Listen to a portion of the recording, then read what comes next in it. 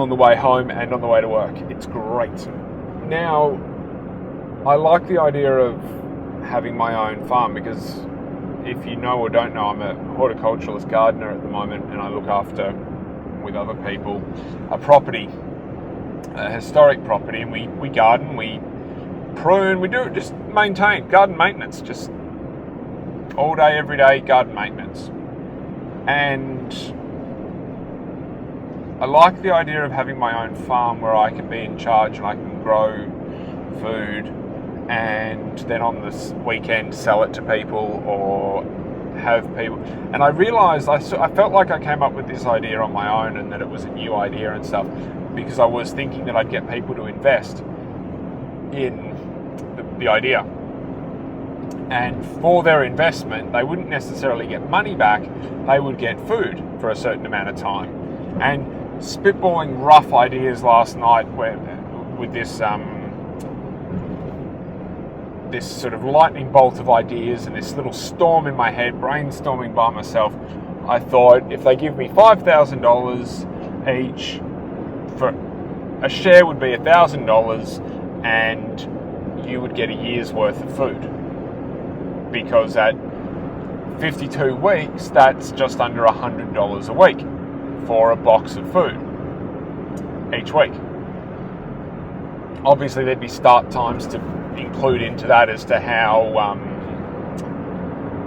it would take time to set up, and you wouldn't have food being produced for the first 6 months or so, or what have you.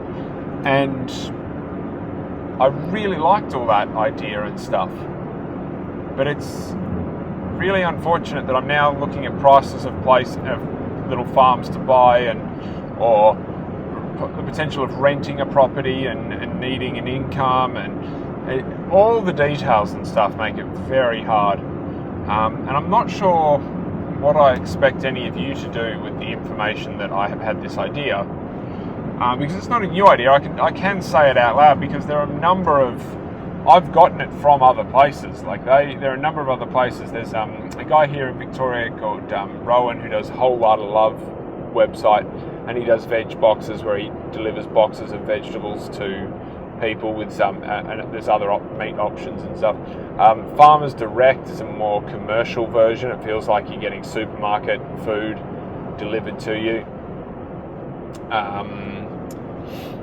Who else? And they deliver it to your house, whereas Rowan, you've got to go pick it up.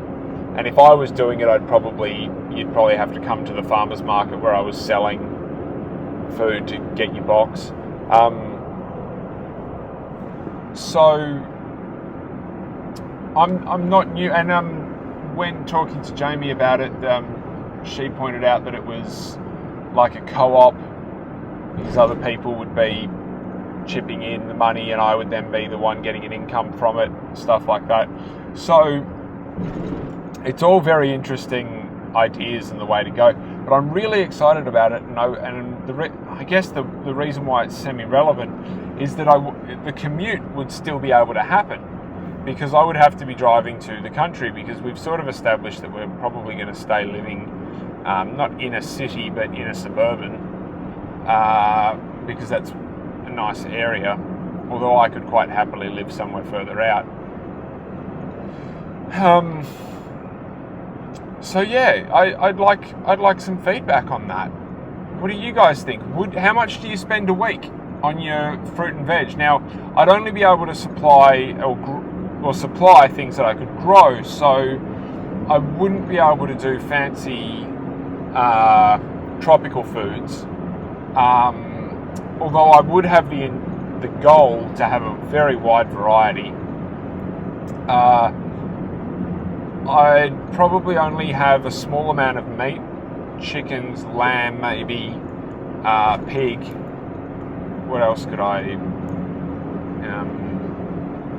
have on the farm? Things like that. Eggs I could probably do, maybe some milk. Maybe I'd have goats and I could have some goat milk, that kind of stuff. It just depends on how crazy I want to go with it all.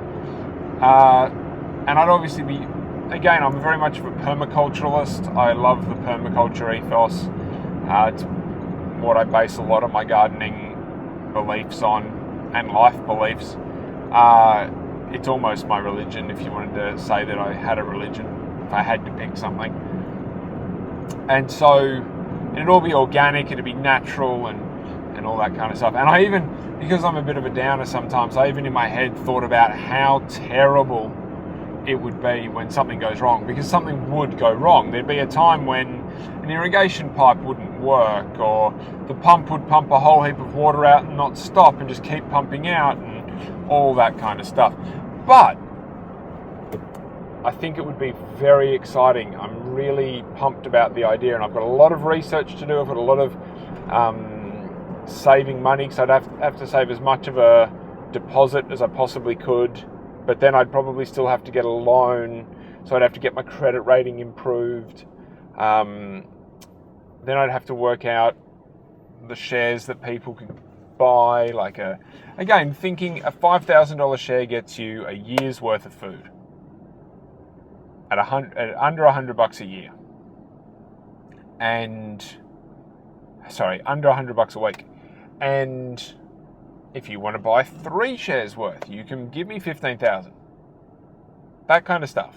I think that works. Again, had the idea yesterday at about this bit under 24 hours ago, and so I'm just spitballing ideas. So I would genuinely like some ideas. If you've got any, put them in the comments. Send me an email. It can only be beneficial to get other viewpoints on this, and I can dismiss them if I want, I can not if I don't, because this is what I want to do. I was listening to a podcast today about how it's an American freedom orientated, it's called the Survival Podcast, and it's not about survival as such, but it is sort of about prepping. It's sort of about shit hit the fan kind of situations, but I love the show because it's a realistic idea. The guy for Halloween, either last year or the year before, did an episode where he made it, the joke was that zombies were taking over or had broken out, and he got people to send in emails and voice messages and stuff. And one of the emails that always sticks in my head was that, because the show always talks about sort of life hack type situations and things, somebody had set up a bunch of treadmills outside his house, hooked them up to generate electricity, and then had the windows open to his house. So the zombies were coming up to the windows, getting on the treadmills, and then walking towards the house, trying to get to the people inside, and were generating electricity for him so he could live there. I found that hilarious. But it's a very common sense, and even though a lot of people dislike certain American views on freedom and all that kind of, you're not taking our guns and all that kind of stuff, he has a very sensible, realistic approach to it. And the episode today was all talking about freedom, and it was talking about getting what you want and what you deserve and what you think you need to live and be happy, and pushing for that and making that happen, because no one else is going to just give it to you and stuff like that. That's what I took from it anyway. And so that's what I'm thinking about when I think about this farm idea. That if I want to work on a farm and have my own farm, I've got to work out how to do it. I might want to have an island one day, but that's not a business idea. That is I would love to live on an island one day. But growing my own food, how can I make that happen? Well, I can grow food for other people and get them to pay. And that's what I'm thinking.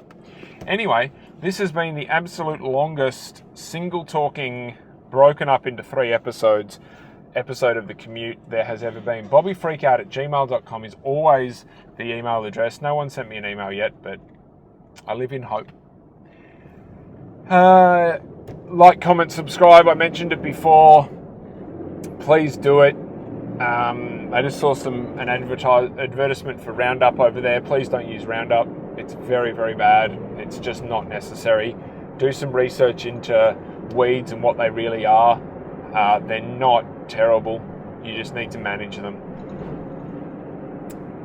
And I will, hopefully, because the elastic bands have worked quite well, I will hopefully see you tomorrow for episode, 10? Episode 10, double figures of The Commute. So The Commute has come to an end. Goodbye.